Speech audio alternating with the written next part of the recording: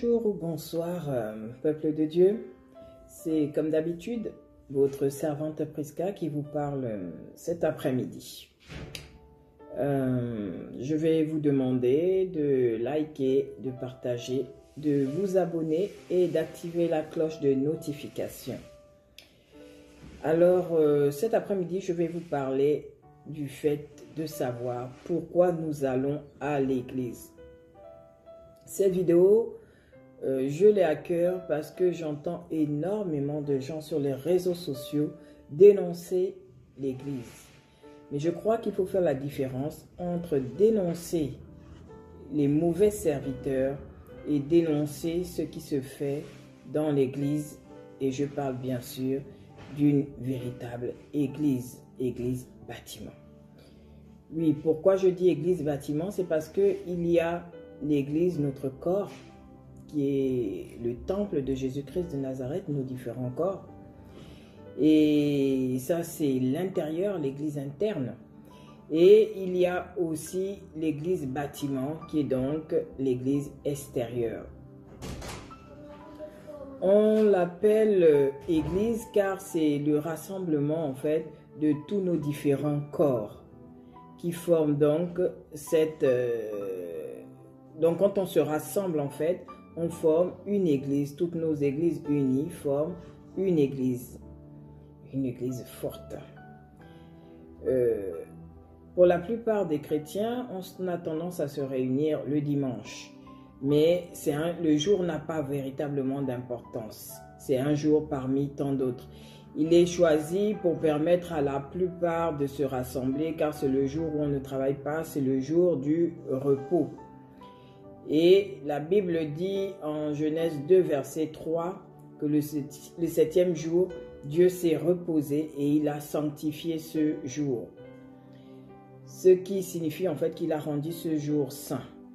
Et comme on nous dit d'imiter les bonnes choses, donc nous avons imité l'Éternel et on a respecté donc un jour de la création. Dans Colossiens 2, verset 16, l'apôtre Paul nous dit qu'il n'y a pas d'obligation à respecter les lunes et que personne ne juge les autres pour cela. Jean 12, verset 26 nous dit que si quelqu'un me sert, qu'il me suive, et là où moi je suis aussi sera mon serviteur. Alors, et si quelqu'un me sert, il honore le Père. En parlant donc de Jésus. Dans la Bible aussi, on lit que David, le grand chantre, le grand roi, David nous dit qu'il est dans la joie quand on lui dit d'aller à la maison, qu'il s'en va à la maison de l'Éternel. Quand il va à la maison de l'Éternel,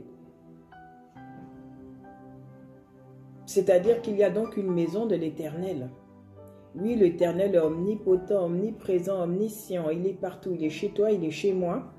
Mais des fois, il faut montrer à Dieu qu'on le cherche. Et pour cela, il faut faire une démarche. Et d'où on a créé les églises bâtiments. Alors, on s'en va au temple, on s'en va à la synagogue, on s'en va à gauche, à droite, à l'assemblée, comme on veut. Et tout. Si on veut ne pas appeler ces endroits église pour dire que l'église c'est toi, c'est moi, il n'y a pas de problème. On peut les appeler assemblées, mais on fait cette démarche pour aller aussi, nous à notre tour, aller vers Jésus-Christ de Nazareth, aller vers Dieu. On fait une démarche parce qu'on lira plus tard que beaucoup de choses dans la vie chrétienne se fait selon une marche. Et donc Jésus est venu pour nous montrer le chemin et pour qu'on le suive. Et il nous demande d'annoncer la bonne nouvelle de la résurrection afin que quiconque y croit puisse accéder au royaume des cieux et donc avoir la vie éternelle. Et pour avoir donc cette vie éternelle, il faut être enseigné. Il faut connaître comment y accéder. Et Jésus dit, il s'en va, il ne nous laisse pas orphelins. Mais il nous laisse avec le Saint-Esprit. Et la Bible nous dit que à 2 ou à 3, je crois dans Matthieu 18, verset 20, et tout, que quand 2 ou 3 personnes sont assemblées, la présence du Saint-Esprit est là, Le monde nous dit l'union fait la force. Donc, ça vous fait comprendre pourquoi on s'assemble. Vous savez, quand on prie à plusieurs, une personne a un problème. Toute seule à la maison, elle va prier dans un sens parce qu'elle pense que le problème vient dans ce sens. Et quand on prie à plusieurs, une autre personne peut toucher un autre sens dans lequel son problème lui arrive et pouvoir en réalité démanteler la véritable cause du problème. Donc, il est important d'être fort, d'être en groupe aussi pour prier.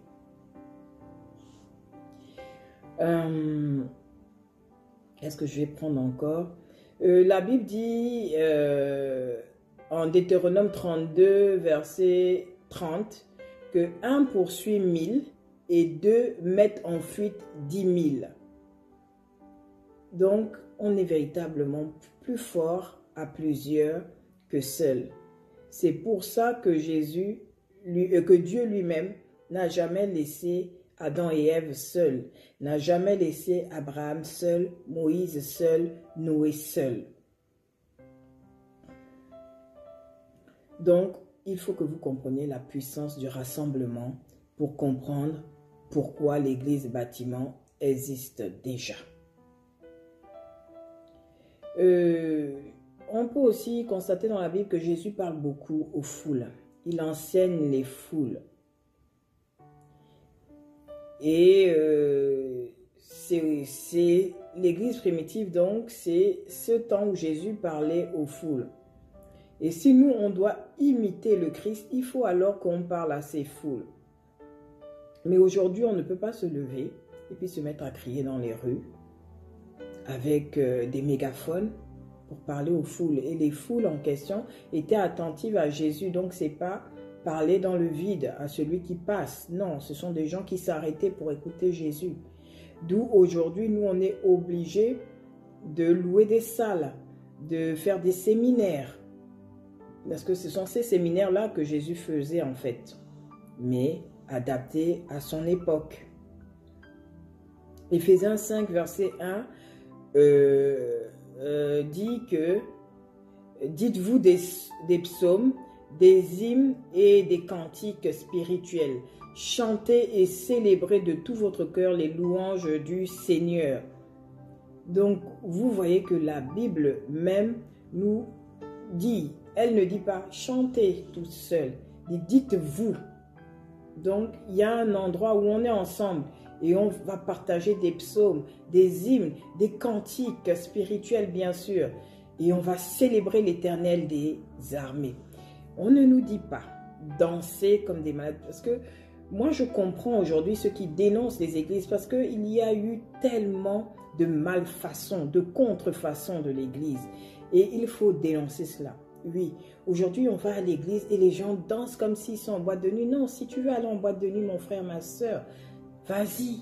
C'est à une certaine heure, je crois 22 h, ça commence à ouvrir aux 23 h et tout. Mais ne confond pas la maison de l'Éternel des armées avec la boîte de nuit. On vient, on tape des mains, on est dans la joie, on crie à l'Éternel. On peut bouger un peu son corps comme ceci et tout, mais on n'a pas besoin de danser, d'exposer son corps dans l'église. Mais l'église doit exister parce que c'est un lieu où on doit constamment remercier Dieu le Père pour tout ce qu'il fait.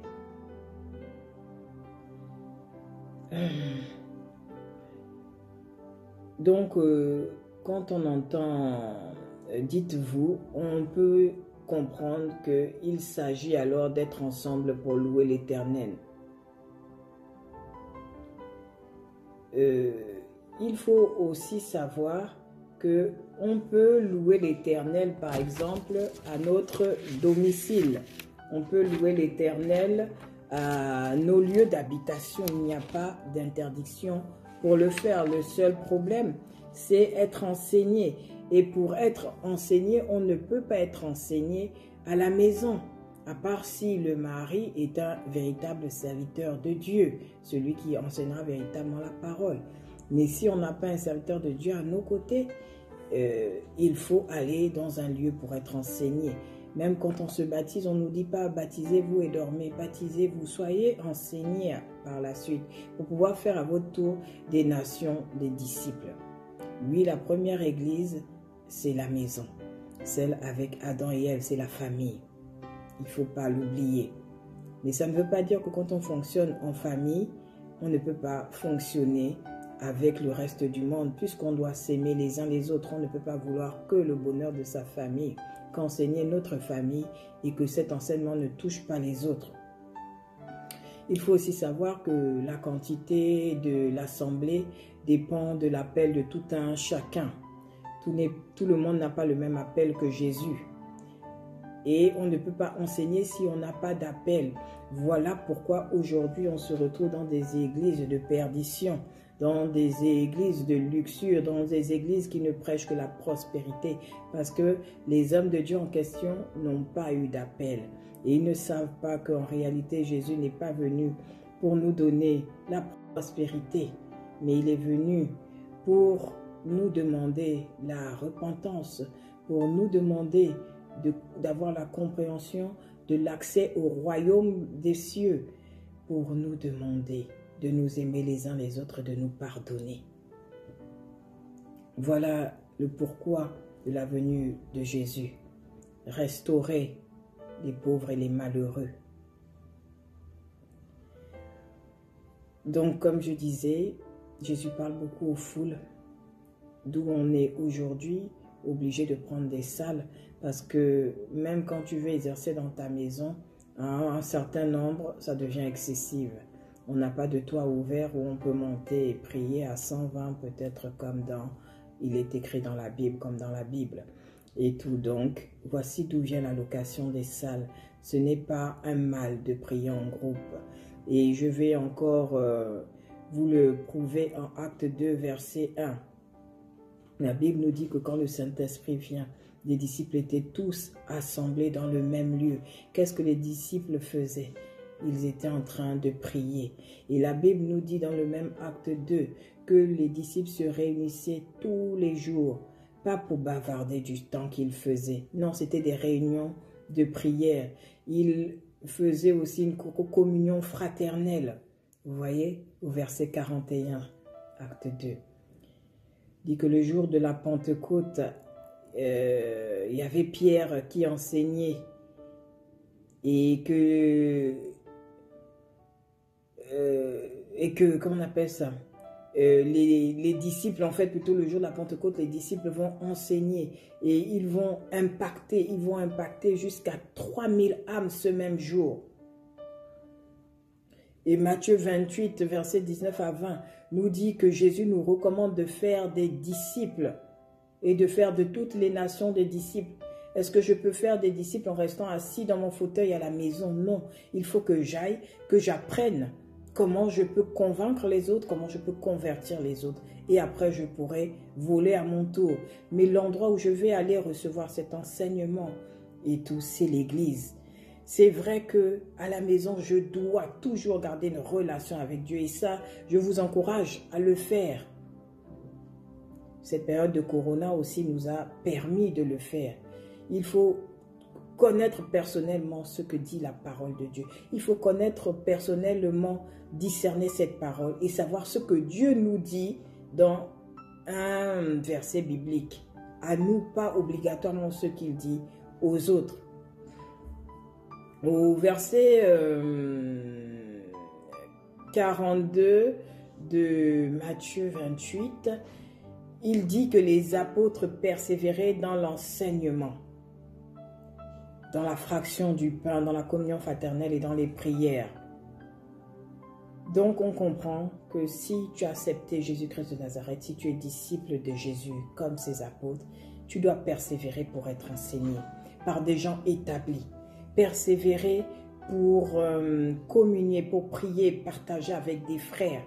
Parce qu'ils auraient pu le faire chez eux, mais ils se réunissaient tous les jours pour être enseignés et pour partager. Donc, frères et sœurs, en Christ, frères et sœurs de l'église bâtiment, qui est établie bien sûr par Dieu. Cette église sur laquelle Jésus a dit qu'elle est créée sur pierre où il bâtira donc sa pierre. Sachez chacun que vous êtes la première église, votre corps est la première église. Et Jésus reviendra pour chercher chacun de nos corps. Il viendra chercher donc dans nos pensées, il fouillera dans nos profondeurs pour déterminer si on est sans tache ni ride. Il viendra dans nos pensées, dans notre esprit. Et il ne prendra que ceux qui, en recevant l'enseignement, se seront comportés en respectant les ordonnances et les commandements bibliques.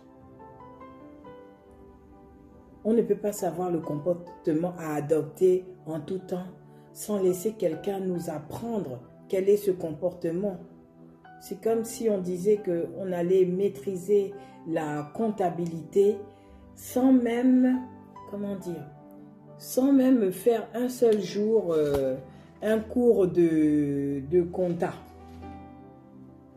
Sans même aller à l'école. Parce que oui, il faille aller à l'école, il faille étudier pour pouvoir, comprendre la comptabilité. Même à l'école, on n'apprend pas l'école debout dans la rue.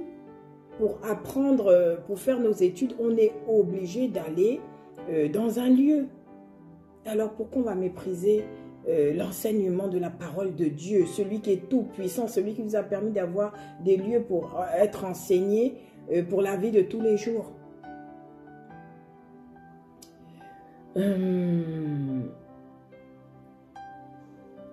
Qu'est-ce que je peux encore dire?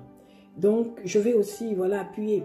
Se baptiser vient du mot grec baptizo, qui signifie plonger quelqu'un jusqu'à la transformation. Donc, ça ne signifie pas mettre quelqu'un dans l'eau. Ce qui signifie mettre dans l'eau, c'est le mot bateau.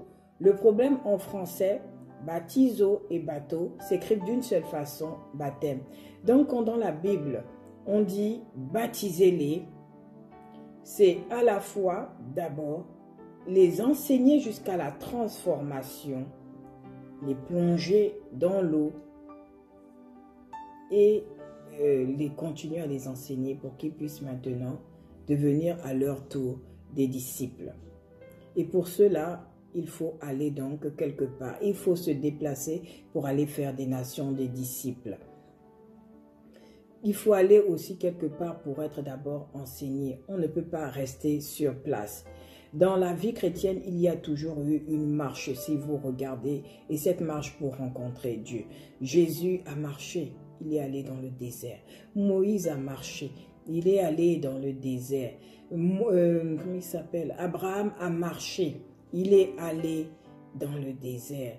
Nous tous, nous devons marcher pour pouvoir sortir de notre désert. Nous devons faire une marche. Cette marche pour nous, c'est d'aller à l'église pour qu'on sorte de notre désert spirituel.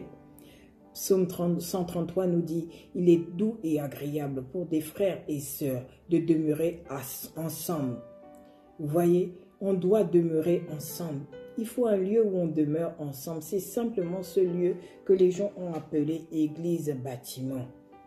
C'est simplement ce lieu qu'on peut appeler assemblée. Donc ne détruisez pas l'église, parce que si vous détruisez l'église, qui prendra la place dans ce monde? Paul lui-même nous parle du comportement des femmes et que les femmes et les hommes doivent avoir dans les églises. C'est-à-dire que Paul, celui qui est l'apôtre qui a écrit le plus de livres, reconnaît qu'il y a des lieux où les gens se retrouvent ensemble et il les appelle église, parce qu'on va voir dans l'Apocalypse, il parle à l'église de temps, j'en parlerai un peu plus loin. Donc l'église existe, l'église où on se rassemble existe depuis la nuit des temps. Alors on ne peut pas se lever aujourd'hui et décider de rejeter toutes ces églises. Il y a des églises de maison aussi. Paul nous parle de l'église de Prisca. Je crois Lydie aussi qui a fait une église chez elle. Il y a des églises de maison. L'Ancien Testament nous parle de synagogue. Où même Jésus, à l'âge de 12 ans, allait et posait des questions. Et ça, vous pouvez le voir dans Luc 2, versets 41 à 52. Donc, même dans le monde, pour se mettre en accord, on crée des associations. Et ces associations se réunissent. Il n'y a donc rien de nouveau. Acte 13, versets 14 à 15, on voit que Paul rentre dans une synagogue le jour du sabbat et que là, Paul va prêcher. Acte 20, verset 7, on voit qu'ils sont réunis pour Dieu afin de rompre le pain. Josué 24, verset 5 dit que moi et ma maison, nous servirons l'Éternel. Nous devons servir Dieu, participer à son œuvre, manifester l'amour pour son prochain. Hébreux 10, versets 24 à 25 nous exhorte à ne pas abandonner nos assemblées. De quoi parle-t-on dans cette Bible? Des lieux de rassemblement. Alors toi qui te lèves et qui ne précise pas au peuple de Dieu véritablement que ce n'est pas l'église qu'on doit abandonner, mais les mauvaises églises, les mauvais serviteurs. Fais attention parce qu'en ce moment, beaucoup de gens sont en train de s'éloigner de la parole de Dieu à cause des messages qui ne sont pas finis. Dénoncez les mauvaises églises, mais ne dites pas aux gens de ne plus mettre pied à l'église, où ils vont être enseignés, où ils vont pouvoir se rapprocher de Dieu. Non, je ne crois pas que c'est auprès de Satan qu'ils pourront le faire. Il faut avoir une assemblée.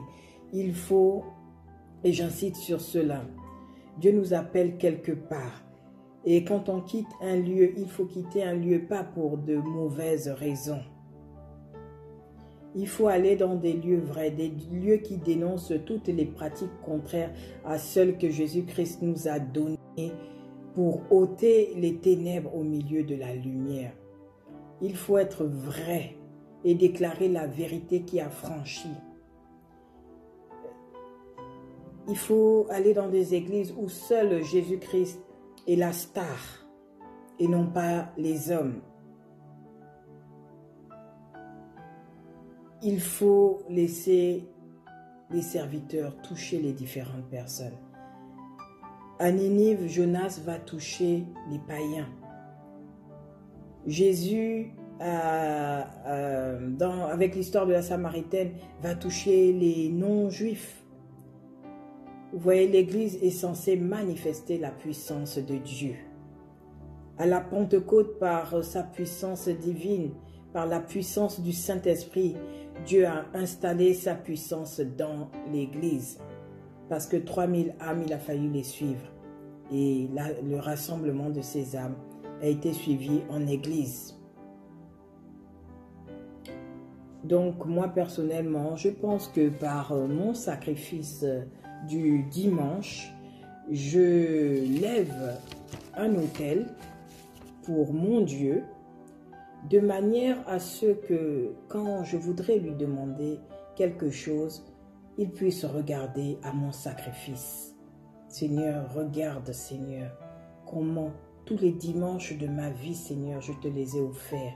Je me suis levé, je suis allé, Seigneur, à ta recherche, entendre la parole, entendre, Seigneur, comment devenir meilleur. Je l'ai fait pour toi. Seigneur, aujourd'hui, regarde à ton tour ma difficulté et fais pour moi. Je bâtis un autel en posant cet acte en allant à l'église le dimanche. Je ne vous dis pas de ne plus avoir une activité autre un dimanche en passant. Mais étant donné que toute la semaine, on va qu'à nos activités, si une fois en passant, on peut s'occuper de Dieu un dimanche, faisons-le. Donc, comme je disais, rejetons véritablement les églises qui ne prêchent plus Christ, mais encourageons celles qui sont établies par Dieu. Tout a été fermé dans les églises pendant un temps. Et je crois que c'est pour nous aider à revenir aux vraies valeurs, pour nous aider à chercher véritablement nous-mêmes Dieu. Non pas à chercher à être chantre, à être pasteur et autres, Parce qu'en allant à l'église, beaucoup ne cherchent qu'une position, mais à chercher à nous rapprocher de Dieu, à chercher à accepter Jésus-Christ véritablement, à chercher à mettre en pratique la parole de Dieu, toute seule, sans l'aide de personne. En fait, ce temps de confinement était un temps pour que chacun de nous crée une relation avec Dieu par l'intermédiaire de nul autre. Nous sommes le temple, nos corps sont le temple de Dieu, mais l'église bâtiment est consacrée pour Dieu. Éphésiens 4, versets 11 à 15, nous cite les différents ministères. Et il nous dit que ces différents ministères sont établis pour le perfectionnement des saints en vue de l'œuvre et de l'édification du corps du Christ, pour que nous obtenions la foi et la connaissance. Vous voyez, des hommes ont été établis pour nous édifier, pour établir le corps du Christ, pour que nous ayons la connaissance. Où va-t-on trouver ces hommes? En restant dans nos maisons? Non. En prenant la Bible et la lisant seule? Non.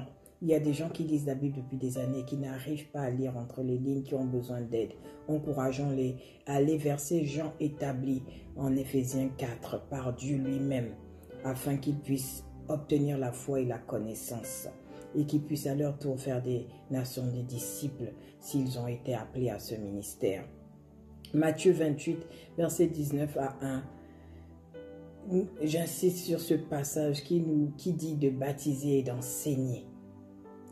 Parce qu'il faut vraiment que l'on comprenne qu'on ne peut pas enseigner les gens debout. C'est véritablement quelque chose de sérieux que de parler de Jésus-Christ de Nazareth, de faire comprendre aux gens, au peuple, que l'Éternel des armées, le Tout-Puissant, celui qui est là-haut, celui qui est à côté de moi, celui qui est partout, a eu un enfant. Comment l'expliquer? Debout dans la rue, je ne pourrais pas. C'est difficile à comprendre. Donc, il faut laisser véritablement les gens venir à l'église et être convaincus de cela. Parce que si je parle à quelqu'un debout, il pourra adhérer 2 minutes. Mais comme il partira et n'aura pas l'appui biblique de ce que je lui aurais appris, il va abandonner cette pensée et se dire même qu'il a peut-être mal entendu, que Dieu a un fils, que ce n'est pas possible.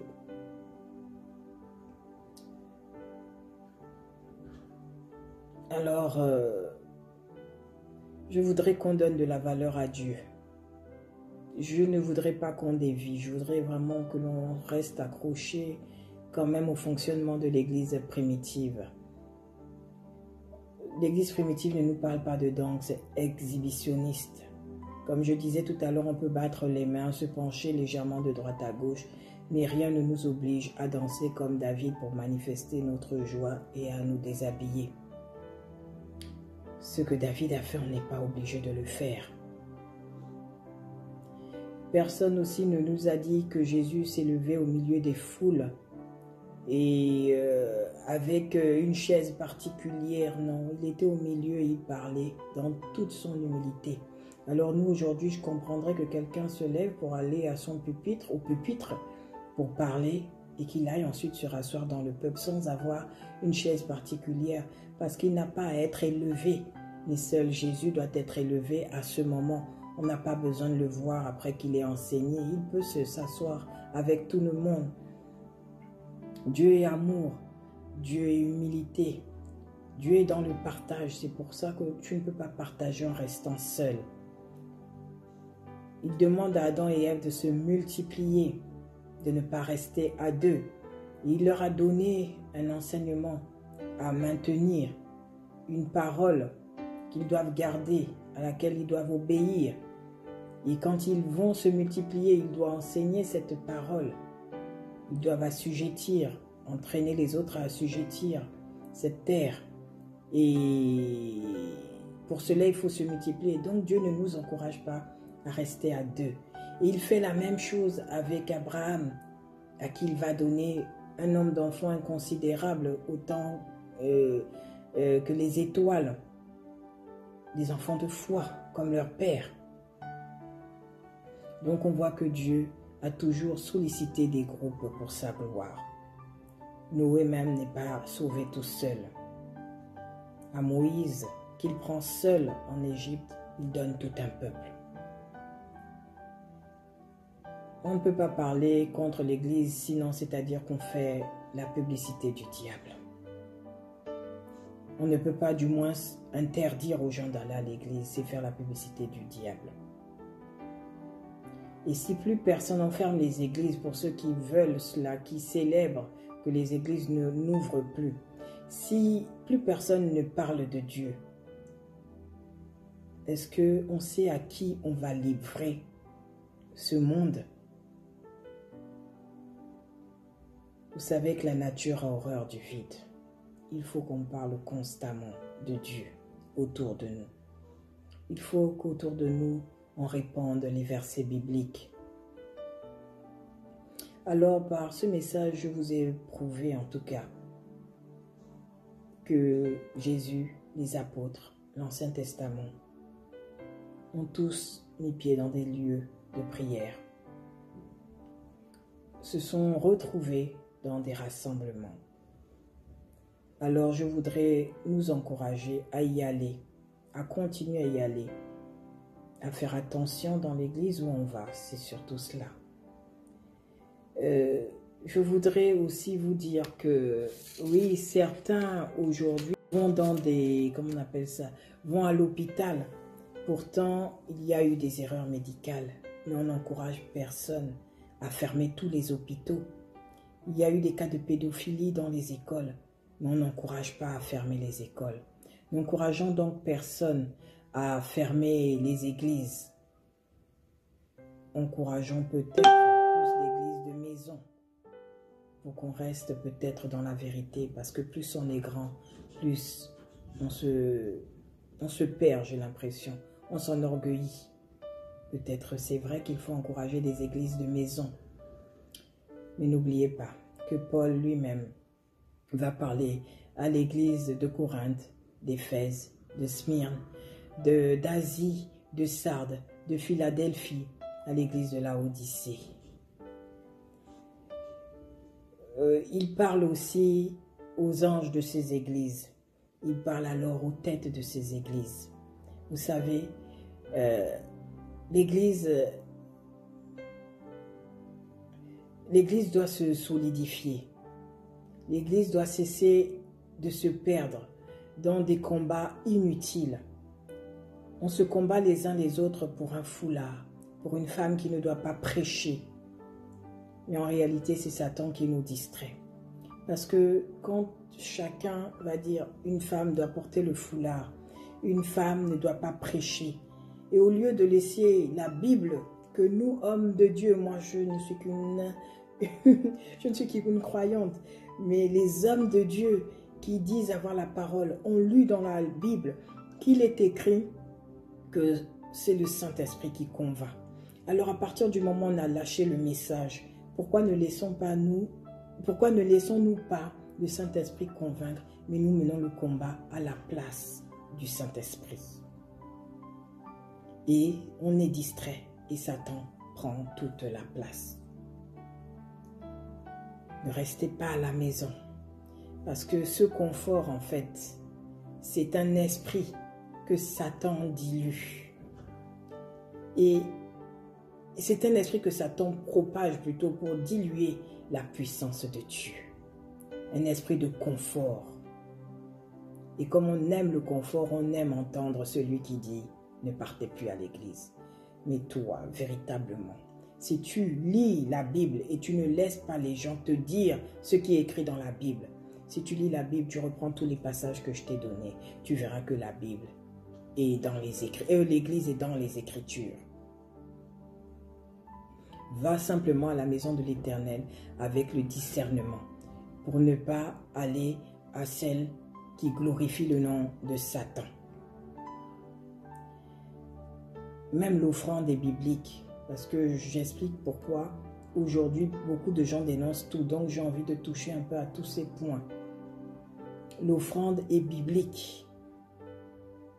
Maintenant, la gratuité aussi est biblique. Alors quand moi je vais prier pour toi, je n'ai aucun droit de te demander quoi que ce soit, parce que si Dieu m'a établi prophétesse, si Dieu m'a établi je ne sais quel autre ministère, intercesseuse ou autre, ce n'est pas un mystère, mais il m'a donné cette capacité d'intercéder, ce don d'intercession et tout. Je n'ai pas à être payé pour le faire, je le fais gratuitement. C'est chacun qui doit ressentir ce besoin de faire une offrande. Et c'est là où il y a des pertes.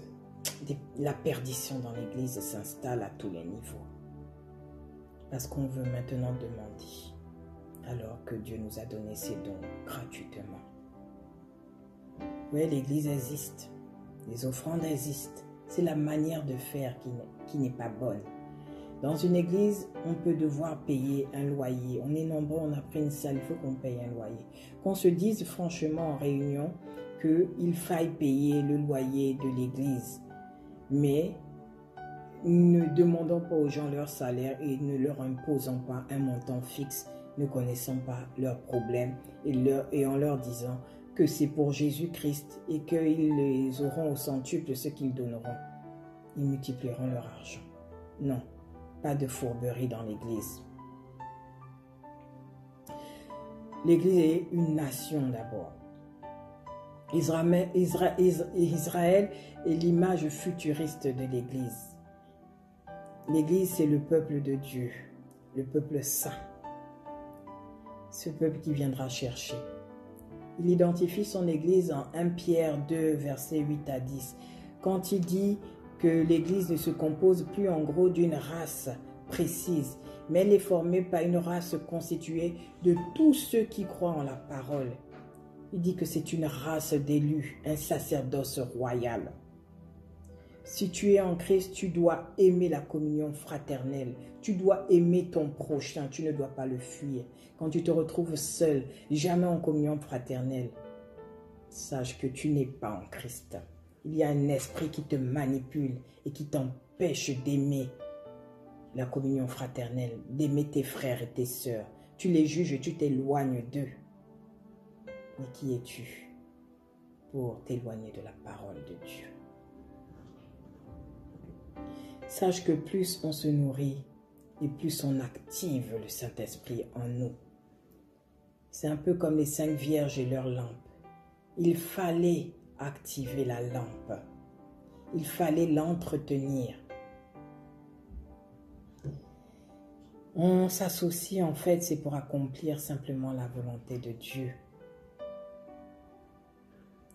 Et à la tête de l'église, bâtiment où on va se retrouver, il y a donc tous ces ministères que j'ai cités. Paul appelle les enfants de ce ministère, donc les enfants de son ministère, par exemple, Tite, Timothée, ses fils. Alors si quelqu'un m'appelle fils, je considère qu'il est mon papa. Oui, Élie était le père de Samuel spirituel. Oui, Paul était le père spirituel de Tite et Timothée. Nous avons donc des pères spirituels, mais il n'est pas nécessaire de les appeler pères, parce que la Bible nous dit que seul Dieu doit être appelé père. Donc, nous ne devons pas dénoncer les pères spirituels, mais nous devons dénoncer ceux qui vont peut-être les appeler pères, parce que le plus souvent, même quand on a un père spirituel, on n'appelle pas père, on l'appelle pasteur, prophète, on l'appelle souvent par son titre religieux. Ensuite, il est très difficile de déterminer un père spirituel. Là, je vous laisse savoir comment vous l'identifierez, c'est encore un autre débat. Alors, je crois que j'en ai fini. Il fallait juste recadrer en fait les choses. Au lieu de dénoncer les rassemblements chrétiens, il fallait recadrer comment doit se présenter une église.